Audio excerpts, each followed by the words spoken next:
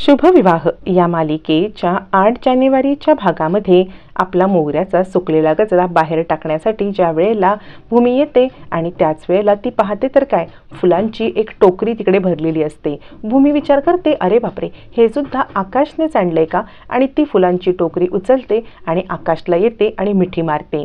फुलांची टोकरी बघून खरं तर भूमीला खूप आनंद झालेला असतो। ती फुलांची टोकरी घेते आणि आत येते आणि आकाशला मिठी मारत म्हणते, आकाश, अरे खूप खूप थँक्यू, आज तू या फुलांच्या टोकरी देऊन माझा दिवस खूप छान घालवलास।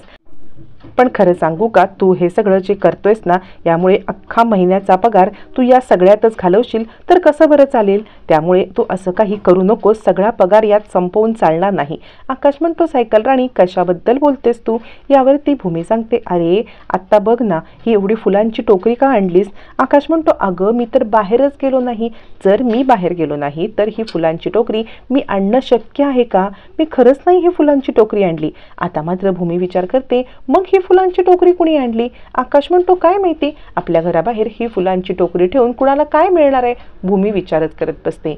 असं इतकी महागडी फुलं घेऊन आपल्या घरासमोर ठेवायला चाळीतली लोक फार काही श्रीमंत पण नाही आहेत। इकडे तोपर्यंत दुष्यंतने त्या मुलीला भूमीच्या साडीमध्ये लपेटलेलं असतं आणि तिच्यावरती फुलं टाकतो आणि म्हणतो, भूमी, मी तुझ्यावरती खूप प्रेम करतो, तुला या मोगऱ्यांच्या फुलासारखी अगदी जपून ठेवेन आणि तू माझीच आहेस। आणि हे जर तू मान्य केलं नाहीस किंवा तू माझी आहेस हे जर जगाने जरी मान्य केलं नाही तर बघ मी तुझी काय अवस्था करीन। असं म्हणत तो त्या मुलीला दाखवतो आणि म्हणतो, तुला पण मी असंच बनवेन हा, त्यामुळे माझं प्रेम तुला कबूल करायलाच लागणार आहे। आणि आता तर काय, मी सांगितलेल्या ठिकाणीच तुला नोकरी लागली, मला जेव्हा हवे तेव्हा मी तुला भेटूच शकतो। असं म्हणत भूमीचा फोटो घेऊन दुष्यंतचे वेडेचाळे चालूच असतात आणि तो आता जवळजवळ वेडाच झालेला असतो। इकडे तोपर्यंत रागिणी आणि राजा काका डील करण्यासाठी बाहेर पडत असतात। तितक्यात पौर्णिमा येते।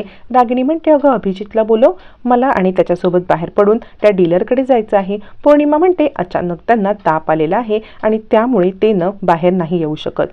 त्यावरती राजा काका म्हणतात, अचानक ताप? पौर्णिमा म्हणते, हो तर मग आता रागिणी सांगते, ठीक आहे, मग त्या डीलरकडे आम्ही जाऊन डील करू। यावरती पौर्णिमा म्हणते, नाही, म्हणजे ते डील करणार आहेत। रागिणी म्हणते, आत्ता तर बोललीस ना की त्याची तब्येत बरी नाही आहे, मग ते डील कसं काय तो करणार आहे? यावरती रागिणीला पौर्णिमा म्हणते, नाही, त्यांनी त्यांना कॉन्ट्रॅक्ट करण्यासाठी घरीच बोलवले, ते म्हटले की तब्येत बरी नाही म्हणून मी घरीच कॉन्ट्रॅक्ट करतो। यावरती रागिणी म्हणते, पण हे कसं शक्य आहे? म्हणजे मी इथे नाही आहे ना, मग हे कसं शक्य आहे? यावरती पौर्णिमा म्हणते, का आई, तुमचा यांच्यावरती विश्वास नाहीये का? राजा काका म्हणतात, काय ग रागिणी, तूच तर त्याला जेलमधून बाहेर काढलंस, मग तुझाच त्याच्यावरती विश्वास नाही की काय? यावरती पौर्णिमा म्हणते, आई तुमचा विश्वास आहे ना, करू दे ना डील। आता राजा काकांनी असं बोलल्यावरती रागिणीकडे शब्दच नसतो। रागिणी म्हणते, ठीक आहे, करू दे त्याला डील। आणि मग राजा काका रागिणी आपल्या कामानिमित्त बाहेर पडतात आणि इकडे अभिजित आणि पौर्णिमाचा डाव यशस्वी झालेला असतो। लपून छपून अभिजित हे सगळं पाहत असतो की चला आता हे दोघं जण बाहेर पडले की आपलं डील फायनल करायचं आणि आपले 30% नफा आपल्या पदरात पाडून घ्यायचा। हेच प्लॅनिंग अभिजित आणि पौर्णिमाचं असतं। राजा काका आणि रागिणी बाहेर पडल्यावरती पौर्णिमा विचार करते, वा, आता बघा आई, तुमच्याच मुलाला तुमच्याच क्षेत्रामध्ये तुमच्याच विरोधात फेतवून मी कसा डाव साधते ते। असं म्हणत पौर्णिमा आणि अभिजित यांचा प्लॅन चालू असतो।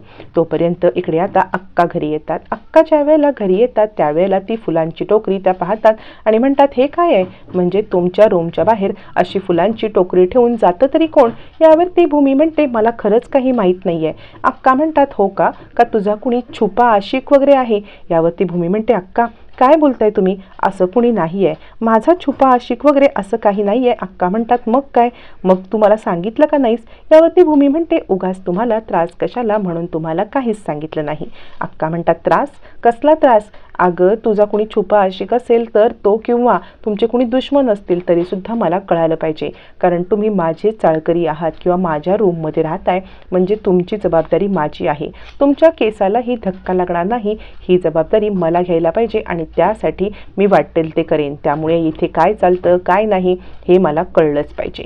असं म्हणत आता इकडे अक्का भूमीवरती चिडलेल्या असतात. भूमी सांगते, अक्का तुम्ही समजताय तसं काही नाही आहे आणि मला खरंच यातलं काही माहीत नाही आहे. अक्का म्हणतात, हो मी तुम्हाला हे सांगायला आले होते की आज न पाणी येणार नाही आहे, म्हणजे तुम्हाला पाणी भरून ठेवायला पाहिजे, हेच सांगण्यासाठी आले होते, निघते मी. पण लक्ष ठेवा, कोण तुम्हाला त्रास देत आहे माझ्या रूममध्ये असून तुमच्या नखालाही धक्का लागणार नाही, ही जबाबदारी माझी आहे. असा दम देऊन अक्का तिकडून निघत असतात. त्याच वेळेला निघताना अक्कांच्या पायात आता पेटका येतो. अक्कांच्या पायामध्ये क्रॅम्प येतो. क्रॅम्प आल्यामुळे अक्का तिथेच थांबतात. मग भूमी तिकडे येते आणि काय झालं अक्का, यावरती अक्का म्हणतात, थंडीतून वाताने असा त्रास होतो. भूमी सांगते, अक्का तुम्ही बसा बरं, असं म्हणत ती अक्कांना स्टूलावरती बसायला देते आणि स्टूलावरती अक्कांना बसवून त्यांच्या पायामध्ये आलेला क्रॅम्प कसा जाईल किंवा त्यांना कमी त्रास कसा होईल याच्याकडे पाहायला लागते. आणि भूमी सांगते, अक्का पाय सरळ करा, असं म्हणत ती आता पायाचा छानपैकी मसाज करते. अक्कांना इतकं बरं वाटतं,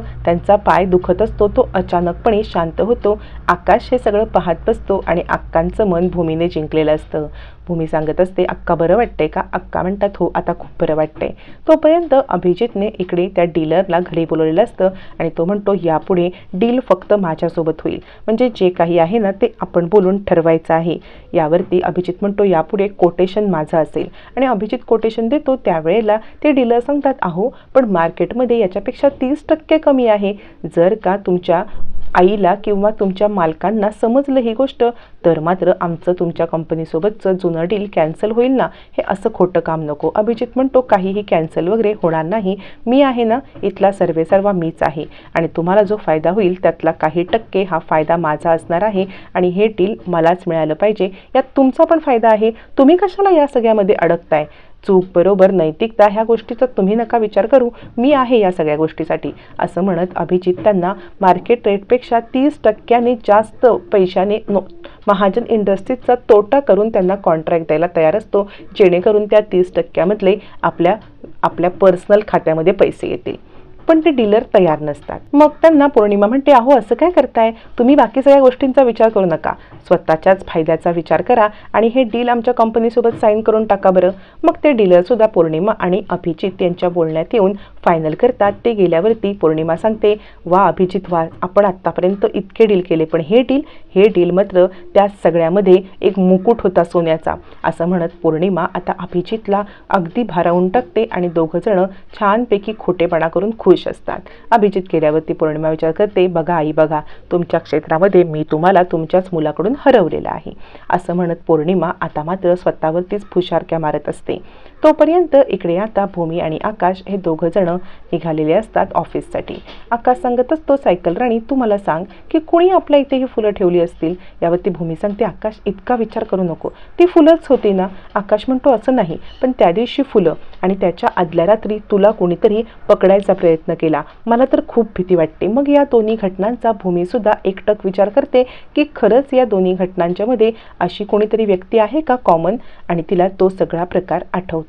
तो सगळा प्रकार आठवल्यावरती भूमीला खूप त्रास होत असतो आणि आता भूमी सांगते, आकाश तू तुझ्या कामाला जा, मी माझ्या कामाला. आकाश म्हणतो, नाही सायकल राणी, मला तुझी खूप काळजी वाटते, तर मी तुला तिकडे सोडणार आणि मग कामाला जाणार. भूमी म्हणते, आकाश हट्ट करू नकोस, तुला तुझं काम आहे की नाही, माझ्या कामाला मी जाईन आणि मी काही इतके लहान नाही, माझी काळजी मी घेऊ शकते, असं म्हणत भूमी आकाशला एकटं जायला सांगते. आकाश ऐकायला तयार नसतो. मग भूमी आकाशला मनवते, कारण आकाशला भूमी चालत जाते हे माहीत नसतं आणि म्हणून भूमी चालत निघते. तोपर्यंत आकाशच्या लक्षात येतं की सायकल राणीचा टिफिन सुद्धा आपल्यासोबत आलाय आणि पैसे वाचवायला ती दुसरा टिफिन विकत घेणार पण नाही, त्यामुळे मला हा टिफिन द्यायला पाहिजे.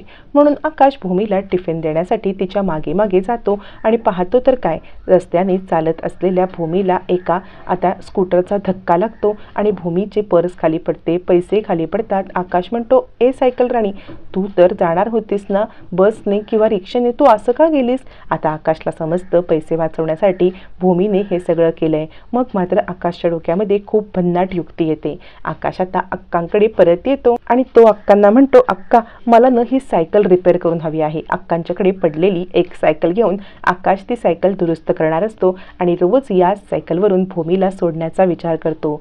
भूमीसाठी आकाशच्या मनामध्ये असलेलं प्रेम त्याच्या प्रत्येक कृतीतून दिसत असतं.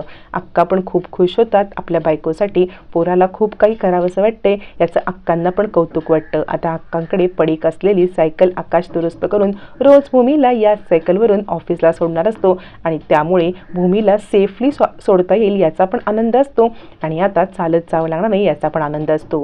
या दोघांचा सुखाचा संसार चालू असताना आता ह्या दुष्यंत मास्तरची त्याला लागलेली नजर, आधीच रागिणीचा त्रास, या सगळ्यातून दोघं जण कसे बाहेर पडणार आणि आपला संसार कसा तगवणार हे पाहणं फारच रंजक ठरणार।